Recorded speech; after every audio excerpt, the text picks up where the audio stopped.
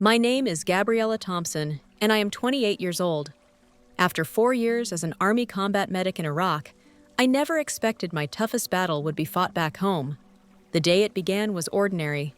I was folding a clean uniform shirt in the barracks, thinking about strong coffee and 7 minutes of sleep.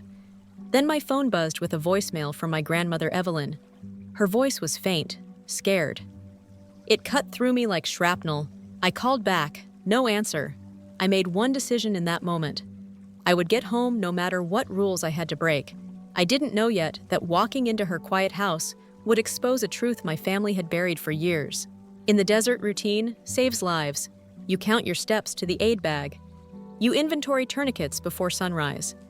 3 weeks earlier, our convoy got hit outside Baiji. The blast flipped the lead MRAP like a toy. Screams, sand in my teeth. My body moved before my mind. I remember the weight of a door, the hot bite of metal, the sound of a young private sobbing for his mother. We lived because training owns your hands when fear tries to own your head. Afterward, Captain Alex Ward pulled me aside. "Thompson, when it gets loud, you get precise," he said. It was meant as praise. It felt like a warning. I listened to the voicemail again in the chow tent, trying not to shake. "Sweetheart, I'm sorry to bother. I don't feel right." That was it. No complaint, no detail. Evelyn Hart never asked for anything. She taught me to change a tire at 12 and to keep cash in my shoe at 16. She used to say panic is expensive. Her voice carried panic. I took it to Captain Ward. He read my face, then the clock. "Put in the emergency leave." "I'll push." I started the paperwork with hands that could suture in a sandstorm and now couldn't stop trembling. Red tape fights dirty. You justify. You attach proof. You chase signatures from people who haven't slept either. I kept calling my parents. Voicemail. I called my grandmother again. Silence. Captain Ward burned favors like flares. "Trust your gut, Thompson," he told me. "You don't need permission to do the right thing." 48 hours later, I was on a flight home with a duffel and a knot in my chest that didn't loosen even when wheels touched American concrete. The air smelled wrong. Clean, sweet, soft. I felt like I had stepped into someone else's dream. The cab driver made small talk about skylines and baseball. I gave him my grandmother's address, not my parents'. It wasn't a plan, it was instinct. The street looked the same. Painted shutters, bird baths, flags that only saw weather on holidays. But her house did not look the same. Weeds swallowed the roses she coached me to prune every June. Free newspapers curled like old lettuce on the porch. Mail bulged from the box. The curtains were closed at 3 p.m. My heart beat in my throat. The spare key had lived for 2 decades in a fake ceramic turtle behind the azaleas. It was still there. Dust lifted in sheets when I opened the door. The grandfather clock ticked like it was counting me down. The air was stale with a sour-sweet scent that I knew too well. Illness, loneliness, time. "Grandma?" My voice sounded wrong in the quiet. I checked the living room. Neat, but film on the picture frames. Kitchen next. Dishes crusted. A mug with a brown ring lipstick blistered on the edge. 3 prescription bottles uncapped. Metoprolol, furosemide. A new antibiotic. Dates said start 2 weeks ago. Unopened.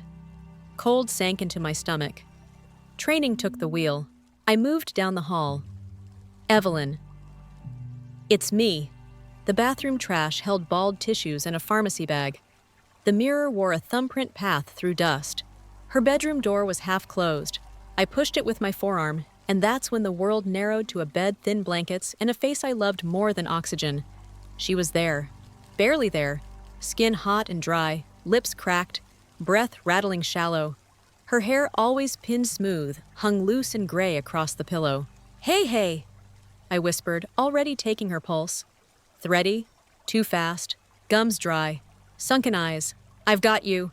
I dialed 911 while counting respirations. The dispatcher asked calm questions. I answered with numbers and words that make people move. 79-year-old female. History of CHF, altered dehydrated mist meds, possible infection. Yes, breathing, no, not lucid.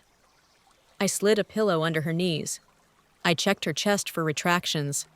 I felt heat on her forehead that made me swear under my breath. Her eyes fluttered. "Found me!" The smallest smile broke my heart. "Gabby," she breathed, "don't fuss." "I'm going to fuss," I said.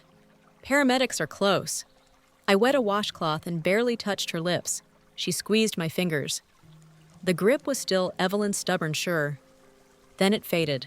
The siren came fast. 2 EMTs, 1 medic. A woman with steady eyes introduced herself as Janelle Ortiz while we worked. IV line. O2. Monitor leads stuck to papery skin. Vitals humming into numbers. Janelle looked at me. "You in medicine?" "Army medic," I said. "Just got in." "You got here in time," she said, not as comfort but as fact. We rolled my grandmother out. The gurney wheels clicked on the porch boards where we used to sit for popsicles. A neighbor peeked from behind a hedge and disappeared. I climbed into the ambulance and held Evelyn's hand as they hung fluids and watched the lines snake into her veins. I've held strangers' hands in dying dust. Holding hers felt harder. The ER swallowed us under white light. Questions, forms. Then a nurse took me to a waiting room because the rule is the rule even when you know how to find a vein in the dark. I sat with my duffel at my feet and the old smell of hand sanitizer in my nose. I opened her phone to call my mother. A text thread lit the screen instead. "Mom not feeling well. Could you come sent 3 weeks ago? Busy with quarter end. Ask a neighbor." My mother's reply. "I'm dizzy. Hard to manage the stairs. Book a ride to urgent care if it's bad. We fly out in the morning. Fly out." I scrolled. Photos flooded my parents' public feed. Palm trees, ocean, matching hats. Captions about a reset. Their smiles looked white and wide and harmless. Dates lined up with the unread pill bottles on the kitchen counter. A doctor with tired eyes called my name. Family of Ms. Hart. Granddaughter. She's in serious condition. Severe dehydration, early pneumonia failure to take critical meds. We've stabilized her, but she's fragile. He gentled his voice. Has she been alone? She has a daughter who lives 20 minutes away, I said. My voice sounded flat. It is a voice I use when the facts have to land like bricks. I'll make sure she's not alone now. He nodded and moved. I sat again. I didn't cry. Shadisk isn't loud when you're used to it. It's a tightening. It's a grid in your head. Boxes, tasks, contacts. I made a list on the back of an old boarding pass. Rehydrate, labs, antibiotics, social work consult, refill prescriptions, clean the house, find the bills, find out why the nurse stopped. And then a bigger box I couldn't put a name to yet. I wrote one word anyway, why. The nurse let me visit for 5 minutes. My grandmother looked smaller among the wires, but her color was a shade better. She opened her eyes when I took her hand. You came, she whispered, and I swallowed the ache. Of course I came. I told her the truth we both needed. You're safe. I'm staying. On my way out, I asked for a copy of her current med list and signed in the HIPAA forms as next of kin. The clerk handed me a clipboard and a pen with a plastic flower taped to the top. Small things stab you when you're tired. I signed anyway, thanked her, and walked out into a parking lot painted with straight white lines and evening light. Old instincts made me go back to the house. There were meds to bring. A sweater she loved, and I wanted to see with clear eyes what I'd missed while I was busy patching strangers back together across an ocean. The house in dusk felt emptier. I opened windows because the air needed to move. I gathered the pill bottles. I found her wallet and her spare glasses. Then I saw the mail stacked by the door. It wasn't a stack. It was a drift.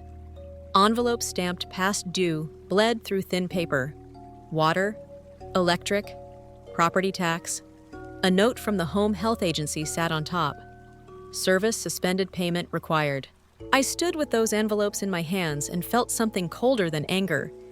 It was recognition. Battlefield clean. This was not an accident. This had a pattern. And patterns have makers. I took pictures of every bill. I packed a bag for my grandmother.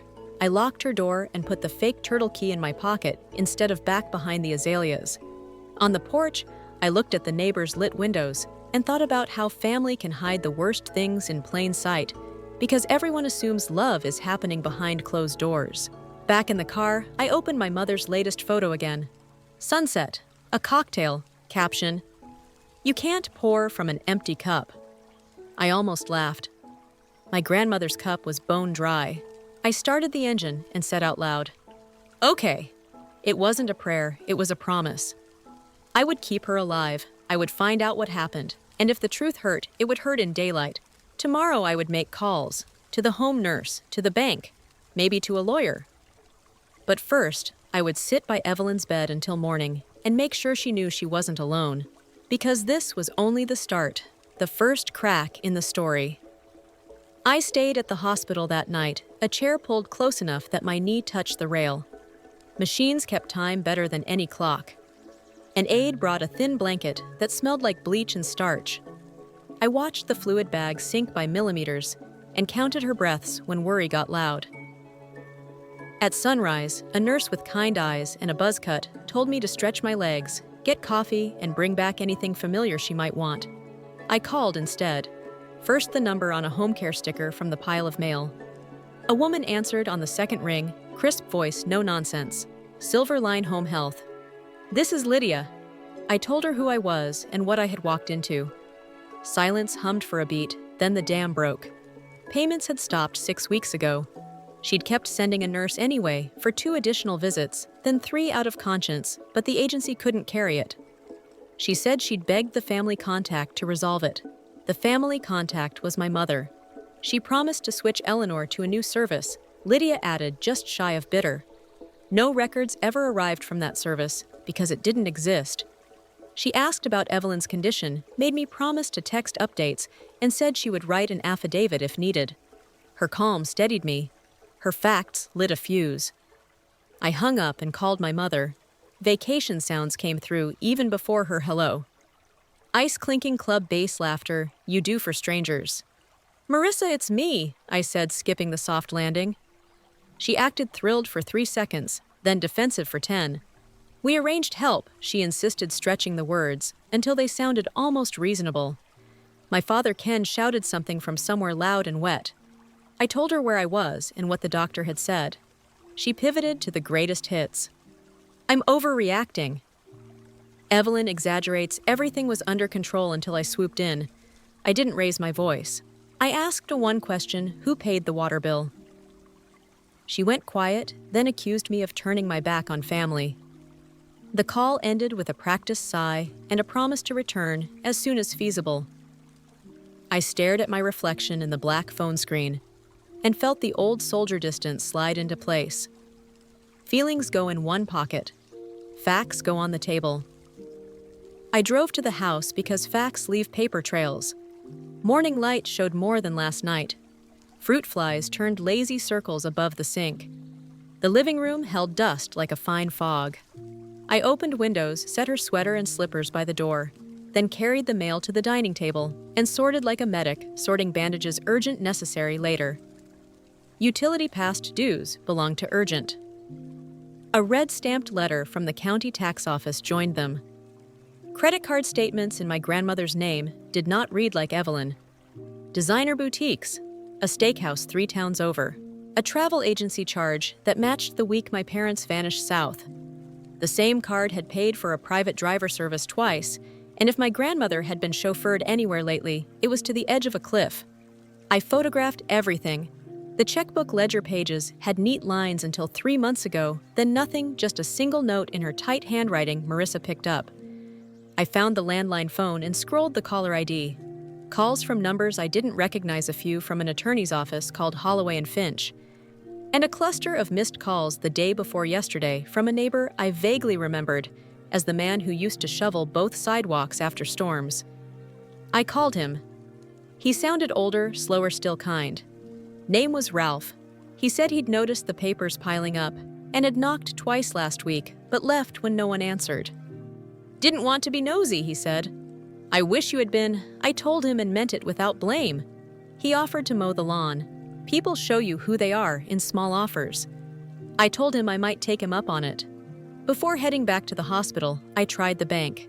The branch manager wouldn't discuss accounts without permission, which she was absolutely right about, but she did confirm something without confirming it at all. My mother had recently updated the contact info and added automatic transfers. The manager suggested carefully that the fastest route to transparency was power of attorney. "You'll need an attorney," she said, "and a physician letter. If your grandmother trusts you, it can happen quickly." Holloway and Finch suddenly made sense. I checked Evelyn's desk for anything with that name on it and found a neat folder with a single card paper-clipped inside. Arthur Holloway, Estates and Trusts. A sticky note in my grandmother's hand said, "For legal matters, Sam approved." Sam, my grandfather. I sat in his chair like a trespasser and ran a hand over the armrest, worn smooth, where his ring used to tap when he read. Memory opened a door the summer before I shipped out. He'd called me into this room and slid a photo of Mount Evans across the desk, then laughed at my confusion and lifted the frame to show me a safe set into the wall. "If anything ever smells wrong, you call me," he'd said, then softened. "And if I can't pick up, you open that." He'd told me the combination was my birthday because he never forgot it. In the swirl that followed his sudden heart attack, I had forgotten the safe existed.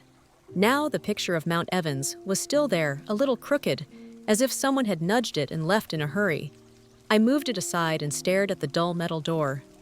It looked smaller than memory, but my hands knew the rhythm of zeros and threes. I spun the dial and felt for the faint catches the way you feel for a pulse on a wrist bone. The lock clicked.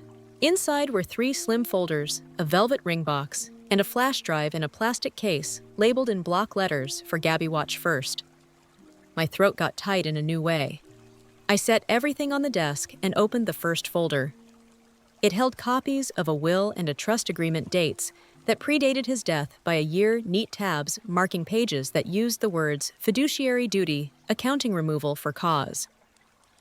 The second folder contained statements from the same accounts I had photographed downstairs. Only these statements were older and showed balances high enough to make my stomach dip. The third folder had a typed letter to me from my grandfather and a list of phone numbers, including Arthur Holloway's office line and a direct cell. I didn't read the letter yet. I didn't trust my face to stay calm if I did, and I needed calm for the next part. I tucked the folders into my backpack, slid the flash drive into my pocket, and locked the safe again. Then I found my grandmother's old laptop on the bottom shelf, plugged it in, and waited for the wheeze of a slow boot to settle. The desktop took me back a decade, blue sky chunky icons, one folder named Recipes in all caps. I pushed the flash drive in and opened the single video file.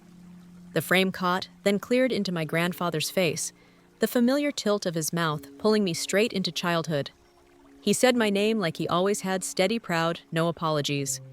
He laid out facts with the same patience he used to teach me to back a trailer in a straight line, where the assets were, how the trust worked, why he'd structured things to protect Evelyn, and what to do if the people he loved most forgot what love requires.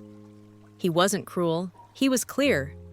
He told me that if my mother and father failed, I was to call Arthur and take guardianship without guilt. "Duty isn't a weapon," he said in that old, calm voice. "It's a tool." I watched the whole message with my elbows on the desk and my hands over my mouth. When it ended, the house sounded louder, like the quiet was cracking. I copied the video to the laptop and to my phone. Redundancy is a habit that once saved a platoon's comms and might now save my grandmother's house. I took the ring box last. Inside lay Evelyn's wedding band, the thin gold softened by time. A note under it said, "For when she cannot wear it, keep it safe." I slipped the ring into the flash drive case and zipped both into a pocket I wouldn't forget. Back at the hospital, I found a nurse named Maya, whose badge said RN, and whose voice lowered when she saw my face. She listened as I explained what I'd found and made a suggestion I hadn't wanted to hear but knew was right. Ask the hospitalist to document suspected neglect and request a social work consult as part of discharge planning. Paper trails and medical records are ballast. They keep truth from getting blown around later. I thanked her and texted Lydia the update. Evelyn woke for a few minutes, then enough to squeeze my hand and ask if the birds had come back to the feeder. I told her Ralph would mow and that the roses were tougher than they looked. I placed the sweater around her shoulders to shoo the chill she always caught in air conditioning. When she drifted off again, I stepped into the hall and called Arthur Holloway. His receptionist recognized the name Hart before I finished spelling it and said Mr. Holloway would make time this afternoon. I set the appointment, sent my unit a quick update that I was safe, then checked the time. If I hustled, I could print the photo records at a copy shop and still be back for rounds. The plan forming in my head felt like a bridge over a fast river. No room for swagger, every board nailed one step, then the next, and don't look down. And somewhere under that plan, a cleaner promise waited its turn. Whatever had been done to Evelyn would be answered, and it would be answered in daylight. I left the hospital with a folder under my arm and a plan tight enough to breathe through. The copy shop smelled like toner and warm plastic. I printed every photo labeled each with dates and short notes and slid them into a cheap binder with tab dividers I grabbed by the register. Evidence on the left, timeline on the right, statements in the back. I added a USB copy of my grandfather's video and a second drive with the scanned bills. Redundancy beats regret. Arthur Holloway's office sat in a brick building that looked older than the town. His name was etched on glass gold leaf, worn soft by years. The receptionist waved me in like she had known me when I was 5. Holloway rose as I entered, thin silver hair, careful hands. He greeted me with the kind of steady that settles a room. I laid the binder on the table and told him the short version. He took notes as if every syllable counted. When I finished, he asked 2 questions. Did I trust my grandmother to want me in charge if she couldn't speak for herself? Did I understand that guardianship was a duty, not a victory? Yes to both. He opened a drawer, pulled a file already labeled Heart, and set my grandfather's trust documents beside the fresh pages I brought. Your grandfather prepared for the right problem, he said. We can move today. He explained the steps with crisp clarity. Emergency petition for temporary guardianship. Physician affidavit on capacity and current condition. Agency statement about payment lapses and abandoned care plan. Witness statements if available. We would request an ex parte order to freeze transfers and restrict access to the house until a full hearing. He spoke like a builder pointing out beams. No drama, just load-bearing facts. I called the hospitalist from the hallway, Dr. Patel answered between rounds. He had seen the chart notes, reviewed labs, examined Evelyn that morning. I told him what we were doing and asked if he would provide a letter on capacity and likely neglect. He paused, then agreed. He would write the medical summary and document his clinical concerns. I thanked him and texted Maya so she knew what to expect. Next, I called Lydia at Silverline. She promised a written statement before close of business and offered copies of unpaid invoices. I asked Ralph if he would describe what he had observed on the block. He said he wasn't good with official language. I told him the truth mattered more than polish. He said he would try. Back in the conference room, Holloway drafted the petition while a paralegal scanned my exhibits and paginated them. He kept the tone plain. He did not insult or accuse. He pinned actions to dates and tied those dates to outcomes, then asked the court for the minimum control required to keep Evelyn safe. I watched the words turn from fear into steps. It is a strange thing to see help take shape on paper. By 3 o'clock, we were at the courthouse. The duty judge, a woman named Keating, heard emergencies in a small chamber packed with file carts and a fern chassis that had seen better days. Her clerk gave us 15 minutes. Holloway spoke for 12. He showed the bills and the medication dates. He played 1 minute of my grandfather's video, just enough to show intent. He did not touch my parents' C character. He let the ledger speak. Dr. Patel's letter landed like a weight. It said Evelyn was competent at baseline, but acutely ill, dehydrated, and compromised after missed medication in a context that suggested neglect. It asked for support. Lydia's affidavit spelled out 6 weeks of non-payment and a promised replacement service that never materialized. Ralph's note, written in shaky ballpoint, said he had knocked twice and worried he had waited too long. Judge Keating asked me one thing. Can you do this without burning down what's left of your family? Honesty is easier than performance. I can keep her safe, I said, and I won't lie about what happened.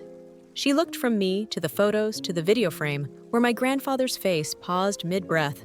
Then she signed. Temporary guardianship until a full hearing in 30 days. A freeze on transfers from any account where my mother or father had access. A limited restraining order at the hospital to reduce patient stress. A notice to the bank that I was the point of contact until the hearing. The clerk stamped copies, slid them into a manila envelope, and wished me luck like someone who has seen every kind of trouble. I walked out lighter and heavier at once.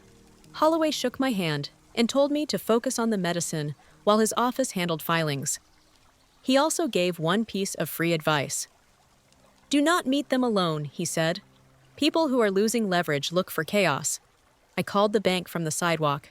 The manager asked me to come by with the signed order. She was waiting with a notary when I arrived. She updated the records, flagged the accounts, and printed a confirmation for my file. She kept her tone professional, but the way her eyes softened at the edges told me she had seen this story before.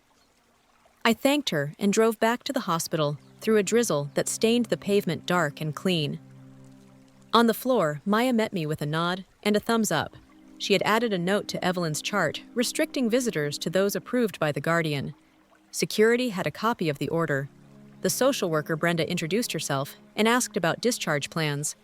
I told her I intended to bring in home health again, to add grab bars and a shower chair, to set up pill packs and daily checks to pay back wages to the nurse who had stayed longer than she was paid to. Brenda smiled like that was the language she spoke. She asked about my work and how long I could remain here. I told her the Army had granted emergency leave and that I would request a stateside transfer. She said they would document the plan and make sure nothing moved faster than safety. I sat with Evelyn again and told her what we had done in simple words. Courts make people tired. Paperwork makes eyes glaze. I kept it plain. I said I had temporary say-so and that no one could take money from her accounts while she rested. Her breathing eased like a muscle unclenching. She touched the blanket I had brought from her couch, traced the stitched edge, and drifted back to sleep with the ring box under the pillow like a charm. My phone buzzed on silent. 12 missed calls, messages stacked up like hail.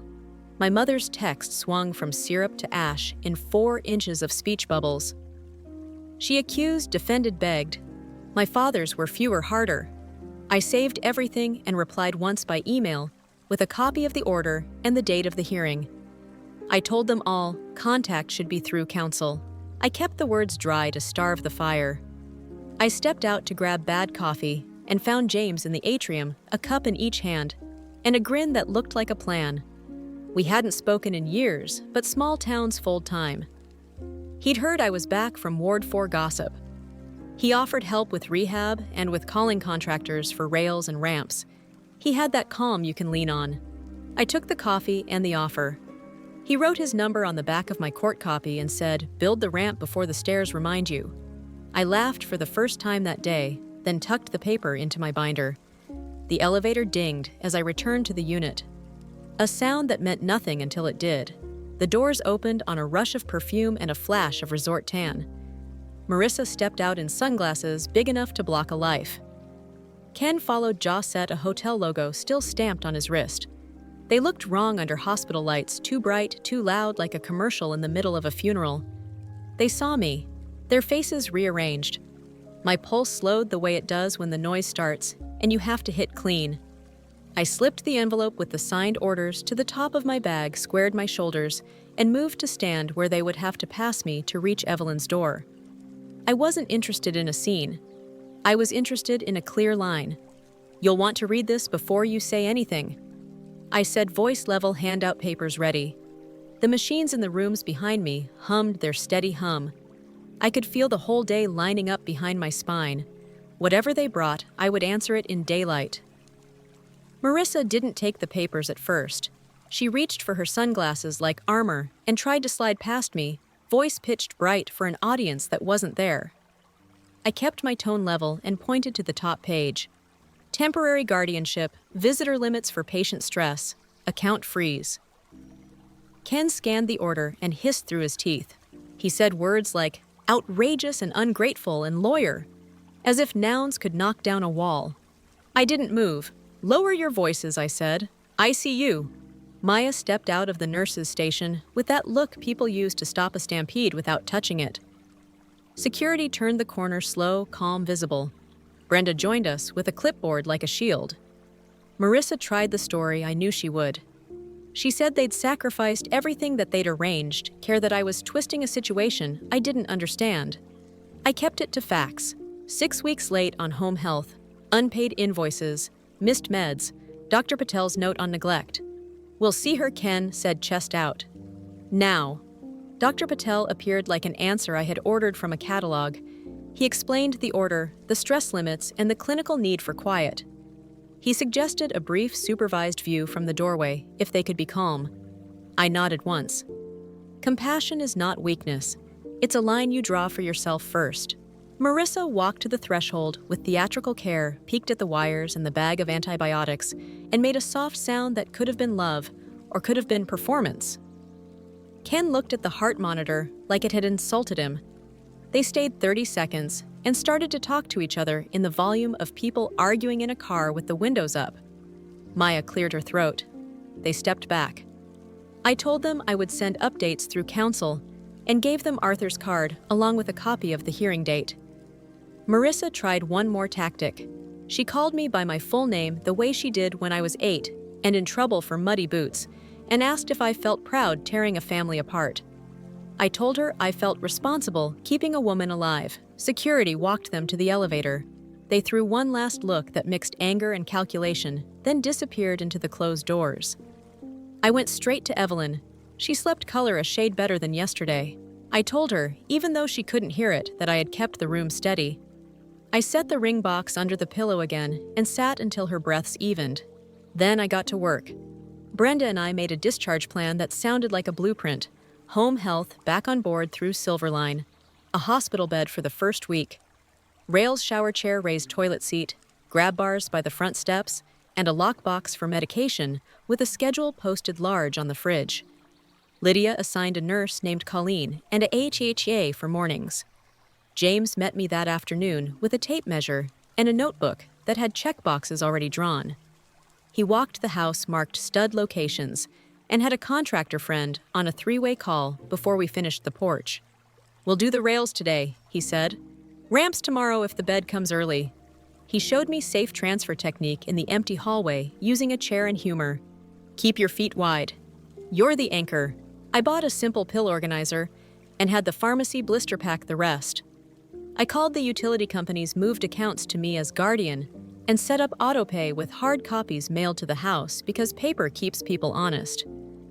The county tax office clerk sounded relieved when I asked for the balance and promised payment by Friday.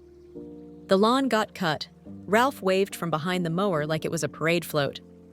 I put a camera above the back door and another on the porch, not because I wanted to catch anyone, but because I wanted to know. I filed a police report at Brenda's suggestion, not for drama, but to document financial exploitation in case it walked into a criminal lane later. The officer took it seriously, took my copies, and gave me a case number that I tucked into the binder under a new tab labeled APS Police. I slept 2 hours and woke to an alert from the porch camera. A car idled at the curb, headlights off. It drove on when a neighbor's dog barked. I saved the clip and emailed it to Arthur. He replied before dawn with one line, "Good instincts. Keep all footage." Morning brought movement. Evelyn opened her eyes and tracked the room. I told her about the plan and the rails and the way the roses looked brave after the mow. She asked for tea. Maya brought hot water like it was a celebration. Dr. Patel adjusted antibiotics and smiled when she ate 3 spoonfuls of broth. Brenda filed the consult notes. James texted a photo of the new grab bars like a proud builder. Lydia confirmed start dates and sent Colleen's schedule. Every piece was a plank across the river. Midday, the bank called. The fraud department flagged a refinance application submitted online 2 days before I landed. Someone had tried to leverage the house. It hadn't gone through, but the attempt left a fingerprint on a file we could see now because of the freeze. I asked for a copy and called Arthur. He already had the title company on hold. "Don't worry," he said. "The freeze worked, but this helps the narrative." I knew what he meant. Patterns persuade when people won't. In the afternoon, a florist delivered a bouquet the size of a small shrub with a card that read, "Get well soon." M. Maya put it at the far end of the counter because perfume makes nausea worse. I tossed the card into my bag without comment and added a note to my log. Gifts after neglect aren't kindness. They are camouflage. Evelyn asked about the birds again, and I promised I'd fill the feeder before she came home. Small promises keep you centered when the big ones try to blow you sideways. That night, I watched my grandfather's video again on my phone in the visitor lounge while a vending machine tried to sell me dinner. He said something I had missed the first time because my pulse was too loud. Duty means you build the thing that outlasts you. I paused on his face and felt the fight shift inside me from rage to craft. Rage burns hot and blind. Craft builds stairs. The next 2 days were quiet on the surface and busy underneath. We reheated the plan. Evelyn walked with a PT using a walker. James finished the rails and left a sheet of instructions taped at eye level. Colleen met me and asked all the right questions with soft hands and a spine like rebar. We confirmed that the lockbox code would live with me and Silverline only. I labeled drawers. I cleared trip hazards. I fixed the loose throw rug that had almost sent me down last summer, and wondered how many little nearlies had added up to this big almost. On the third morning, as discharge approached, Arthur called with an update I didn't want but needed. Marissa and Ken had retained a firm across town and were pushing for access to the accounts pending the hearing. The judge set a status conference for the next afternoon. "Be ready," he said. "We're fine on law, but they may try to make noise." I told him I would bring calm and facts. After the call, I brushed Evelyn's hair because it made her feel human again and told her the truth in small bites. There would be a meeting. We had the order. She didn't have to see them until she wanted to. She looked at me with that clear old gaze and said one sentence that cut through every extra word: do the right thing and let them be loud alone. The discharge papers printed. Brenda handed me a thick packet and a phone number for any hiccups. The transport team wheeled in the hospital bed for home and taught me how to adjust it without pinching fingers. We bundled blankets, the sweater, the ring box, and the new med list. I signed thanked everyone by name and rode the elevator down with Evelyn's hand in mine and the sense that I was carrying not just a person, but the line my grandfather had drawn years ago. As we loaded her into the ambulance for the short ride home, my phone buzzed again. A text from an unknown number flashed a photo of my grandmother's front door with a caption, "See you soon." The timestamp matched the camera alert I'd saved the night before. I forwarded it to Arthur and the officer on the case, then looked at the porch in the picture and the real porch ahead of us through the ambulance windshield. I wasn't scared. I was awake. Tomorrow we would stand in a small courtroom and put the pattern on the table where everyone could see it. Tonight, I would tuck Evelyn into clean sheets, fill the feeder, and set a chair where I could see the street. Bringing Evelyn home felt like putting a fragile clock back on the mantel and promising it would keep time. Colleen helped me settle her in the hospital bed by the window. The feeder swung with red and brown flashes. Tea steamed in a chipped mug that had survived 3 moves and 1 kitchen fire. I set meds in the lockbox, posted the schedule in thick marker, and put the case number by the phone. The porch camera pinged twice, with cars slowing and moving on. I forwarded clips to Arthur and the officer, and then slept in the chair by the door with my boots on and the binder within reach. Morning came soft and busy. Colleen checked vitals. James adjusted the bed height and laughed when the cat next door meowed a complaint from the fence. Lydia texted a reminder about the first home visit. I packed the binder, the affidavits, and a thumb drive with camera clips. Evelyn squeezed my fingers and told me to go make sense in that room where they use long words. I promised to be back by lunch and left her with Colleen, the ring box under the pillow, and sunlight striping the covers. The courthouse hall felt smaller than last time. Opposing counsel wore a navy suit that announced billable hours by the yard. Marissa sat beside him with a soft scarf and a tissue she did not need. Ken's jaw worked like he was chewing a pebble. Arthur nodded to me, calm as always. Judge Keating started on time. Counsel opened with varnish.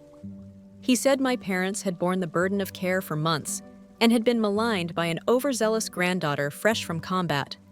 He said the freeze was draconian and blocked routine bills. He implied I was unstable without saying the word. He asked for limited access to keep the lights on. I let the words slide by and did what my captain taught me: remove the heat, leave the facts. Arthur stood and raised 3 exhibits. Dr. Patel's letter updated stating Evelyn's condition on admission and the likely timeline of missed meds. Lydia's affidavit, now with invoices attached, and a log of calls unanswered. The bank's notice of a refinance attempt submitted 2 days before guardianship. He added one more, a calendar printout showing my parents' travel dates matched to card charges from the day Evelyn texted for help. He kept it spare. He asked for nothing extra. He asked to keep her safe. The judge read in silence.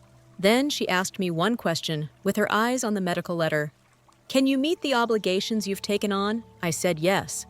I named Colleen Silverline. The equipment installed, the autopays set the neighbor who mows the schedule on the fridge. I said the bills were current again and that I had resources if the trust could not be accessed for a week. I did not mention that my savings were a duffel of scraped dollars and that I would sell my car before I let the lights flicker. It wasn't the court's job to hear my pledge. It was my job to keep it. Counsel pivoted. He produced a character letter from a family friend who said Marissa never missed a Sunday call and always brought flowers. He hinted at my combat stress and waved at social media posts of me in uniform as if courage were a flaw. Arthur didn't bite. He offered my unit's leave form, the hospital's visitor restriction note, and my clean record with the Army. He let the pile of documented neglect speak louder than opinion. Judge Keating closed the file. Her voice was even. The freeze would stand. Temporary guardianship continued. All requests for access would be denied until the full hearing. She granted supervised visitation twice a week at the hospital or at home with a nurse present contingent on behavior and patient stability. She warned both sides to keep the temperature low. She told counsel to prepare for an accounting. She looked at my parents and said a sentence that cut through posture, care as a verb. The gavel touched wood. We stood. In the hallway, Marissa approached with the tissue and the tremble. She told me she loved her mother. She told me I was cruel. She told me the judge was old and would regret siding with me.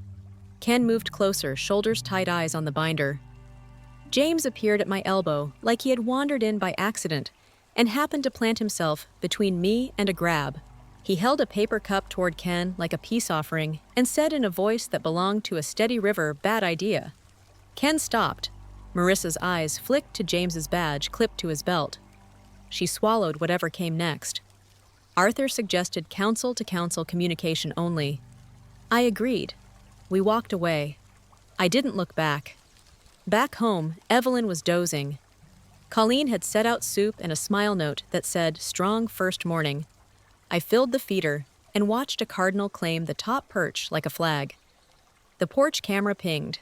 A woman in sunglasses paused at the curb and took a photo of the house. Not Marissa. A new face.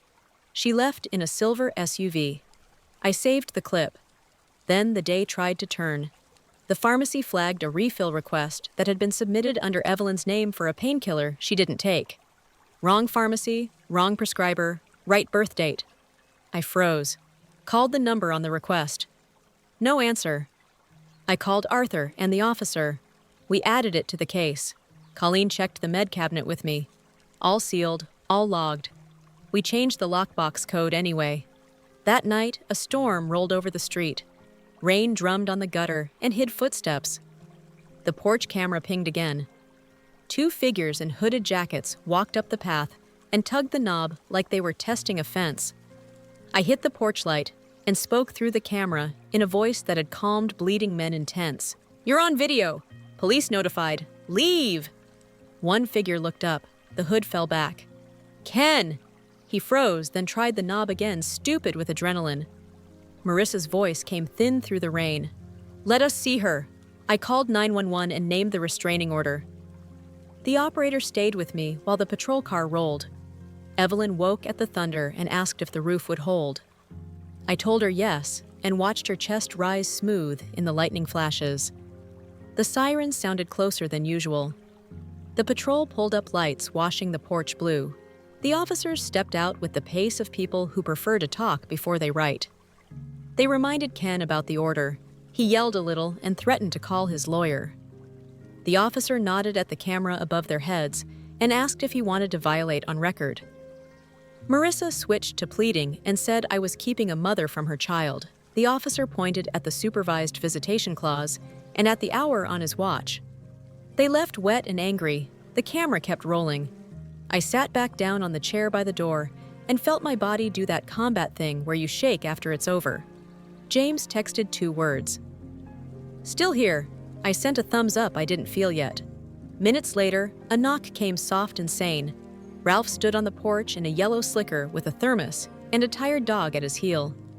He had seen the squad car and came to sit a spell on the step, the way men of his age fix fences you can't see. We talked about weather and his wife's chili recipe. He said he worried about Evelyn when he didn't hear the radio through her kitchen window anymore. He said he should have knocked a 3rd time. I told him he had done enough. He looked at the rails James installed and nodded like someone approving a clean weld. Sleep came in snatches. Morning brought a small victory measured in toast crumbs and a steady pulse. Evelyn asked for a sweater and a view of the feeder. Colleen logged vitals and grinned. Lydia called to confirm the PT schedule. Arthur emailed a draft for permanent removal of my parents as executors and a petition to invalidate any attempt to encumber the house. He added a line about the pharmacy fraud. He suggested we subpoena the travel agent tied to the Cabo charges and the private driver service listed on the card statements. People who sell ease keep records, he wrote. It clicked. The driver service. The charges appeared on dates marked "Mom busy with errands" in my grandmother's calendar. I called the number. The dispatcher pulled the trips by account. Twice to a casino 2 counties over. 3 times to a resort hotel. 1 to a spa that offered day passes.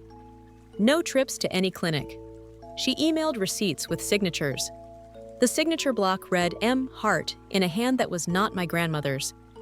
I printed them and added a new tab to the binder called Routes. Then I called the travel agent. She remembered my mother and the emergency upgrade after the first hotel didn't have the view she wanted. She sent the booking timeline that started the morning after Evelyn texted for help. The breadcrumbs weren't breadcrumbs anymore. They were a road. I made lunch and fed Evelyn a half sandwich cut small while she watched the cardinal bully a squirrel. I told her we were ready for the full hearing. She looked at me with that dry humor that never left, not even in pneumonia. "Bring your calm voice," she said, "and wear the jacket that makes you look like you know math." I laughed and kissed her forehead. As I washed the plate, a new text landed. It was from an unknown number, and this time it wasn't a photo of the door. It was a screenshot of a bank chat request opened in Evelyn's name, asking to reset security questions. The timestamp was 5 minutes old. I forwarded it to the fraud team, then called the manager I'd met on freeze day. She locked the profile and flagged the IP. She also told me, quietly, that the notary listed on the refinance attempt had called to report pressure from a woman named Marissa to come to a house and witness signatures off the books. The notary refused and wrote up a note. The revealer had walked in on her own. I thanked the manager until the words sounded odd. Then I called Arthur and told him we had our pattern, our timeline, and our map. He said 3 words I had waited to hear since the first voicemail in the chow tent. "We're ready now." Tomorrow we would walk into court with calm dates and a story that held together under light. Tonight, I would sit by the door, listen to the clock count safe seconds, and know that duty, when you carry it right, makes less noise than fear, but weighs more. Court day arrived cold and clear, the kind of morning that makes edges sharp. I wore the jacket Evelyn liked and packed the binder with tabs that felt like a map I could follow: blindfolded meds bills, Silverline bank routes, video police. James drove because calm is contagious, and he handed me a granola bar I didn't want, but ate anyway. Inside, the full hearing room was bigger than chambers and smaller than it looks in movies. The same fern stood in the corner, greener now, as if even plants pay attention when people do the right thing. Marissa and Ken sat with their lawyer and a stack of glossy photos, Mother's Day brunches, bouquets, smiles that didn't know dates. Our counsel table held papers that did. Judge Keating entered with the quiet gravity of someone who has heard every story twice and is listening for the parts that fit together. Opposing counsel tried a new frame. He called what we'd brought coincidence and conjecture, painted my parents as overwhelmed caregivers, and called me a soldier with a savior complex. He asked the court to restore their authority with safeguards. Arthur didn't posture. He laid the pattern down like a carpenter lays boards the text where Evelyn asked for help. The flight booked the next morning. The home health invoices that stopped 6 weeks before admission. Dr. Patel's timeline linking missed meds to dehydration and pneumonia. The bank's freeze, the refinance attempt. The pharmacy fraud, the porch footage.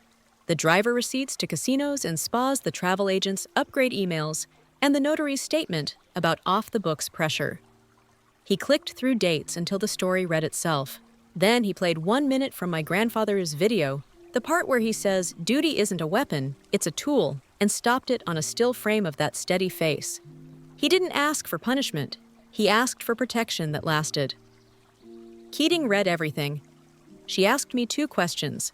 Could I sustain care long-term, and did I understand that guardianship meant invoices and bathrooms, and hard days, not just courtrooms and wins? I told her the plan out loud. Colleen's visits PT twice weekly, rails and ramps. Installed autopay set, neighbors checking in my request for a transfer to the military hospital 30 minutes away. Submitted with my commander's blessing, and the VA support group I had already joined for backup when nights ran long. I told her I understood this wasn't a victory, it was a job. She nodded like a math problem balanced.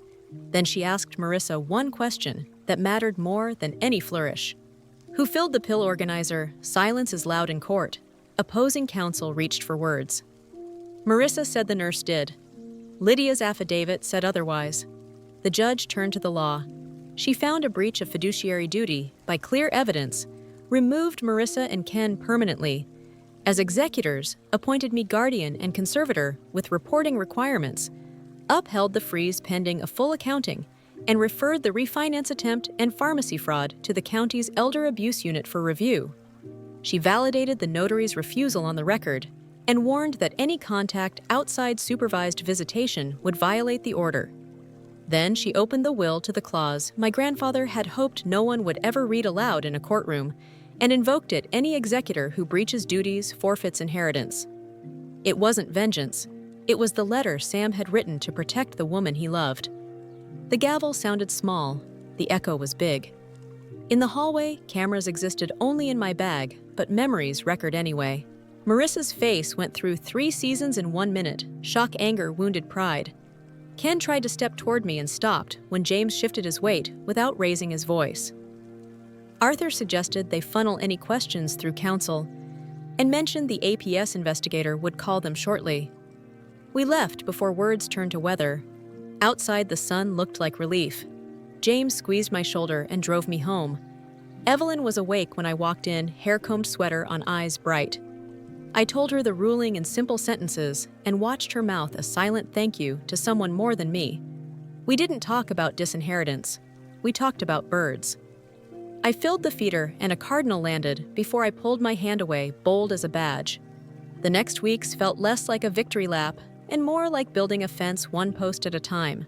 I filed the first conservator's report with receipts and copies tucked behind tabs, as if the judge might show up for coffee and ask to see the gas bill.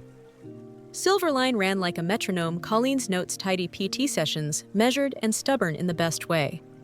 James taught me the little tricks that keep joints honest, a towel in the sink. For grip a chair against the wall, for safe turns a song to measure breathing when pacing stairs. I learned the language of insurance authorizations and how to say no to people who tried to guilt me into yes. The bank finished the full accounting and found transfers that matched our timeline. The district attorney's office reached out and took copies without show. The officer from the first report dropped by one afternoon to tell me the pharmacy fraud traced back to a login at a coffee shop near the resort from those driver receipts. They would handle it from there. I kept my lane. Evelyn gained weight ounce by ounce and started asking for stories after lunch. One from deployment, one from childhood, one from the week I'd rather forget. We didn't make a shrine to pain. We made a routine that included courage without drama. The community did what communities do when given the chance. They showed up in useful ways. Ralph mowed without asking and returned my rake sharpened, as if tools like people deserve maintenance. The VFW crew sent a guy who knew soldering to fix a flicker in the lamp Sam wired years ago. Mrs. Patel from 3 houses down brought soup and only stayed long enough to set it on the counter and impress upon me that rest counts. I kept my guardrails no gossip, no extras, just thanks. And it felt like discovering family you don't have to prove anything to. My transfer orders came through stateside assignment to the rehab wing at Memorial closest duty station to home report date 3 weeks out. Captain Ward's message read like a handshake through a screen. Proud of you, do the work in front of you. The unit is a call away. The first morning, I put on that uniform and drove 28 minutes instead of 28 hours. I felt the tightrope of the last months widen into a bridge. Work didn't get easier, it got earned. Evenings, James would finish at the hospital and come by to sit with Evelyn while I showered without listening for footsteps. He never took over. He anchored. On Sundays, we walked the block at Evelyn's pace, stopping to let her wave at the cardinal like an old friend. On the day the DA called to say charges would be filed for attempted fraud and identity theft, Evelyn asked if she should feel bad for her daughter. I told her it was okay to feel everything at once, grief and relief, love and distance, and that the court would carry the weight we weren't built to lift alone. She nodded and picked a peppermint from the dish like a prize. When the final hearing for permanent arrangements arrived 30 days later, it felt like closing a gate we had already built. The judge reviewed our reports, commended the stability, and made guardianship and conservatorship final with annual check-ins. She kept the visitation clause and the restraining order for a year, then left a door open for Evelyn to decide later. On the courthouse steps, I saw a younger version of me in another woman's shoulders, a granddaughter with a tight jaw and a worn folder waiting for her turn at a different kind of battlefield. I gave her Brenda's name and the sentence that carried me across build stairs, not fires. That night, we had lemon bars on the porch and watched the street burnish gold. Evelyn slid her wedding band onto her finger for the first time since the ICU and said it felt like the house exhaled. I believed her. We don't talk much about Marissa and Ken now. The attorney emails are short, the APS updates are longer, the noise is elsewhere. Sometimes a car idles too long at the curb, and the camera pings, and my body remembers the chair by the door. I breathe, check the feed, and go back to slicing apples. Duty no longer feels like a wall I carry. It feels like a table you set and keep set so the people you love never have to wonder if they are alone. If you served or are serving, you know that coming home means learning a new kind of watch. If you haven't, you know that family can be the softest place or the sharpest edge. We make choices anyway. We build what lasts. If this found you at the right time, tell me where you're listening from. Especially my military families, drop your base, your ship, your unit, and tell me the line you drew that kept someone safe. Hit subscribe if you want the next chapter, because peace isn't a finish line here. It's a practice, and tomorrow morning we've got a cardinal to greet and meds at 9.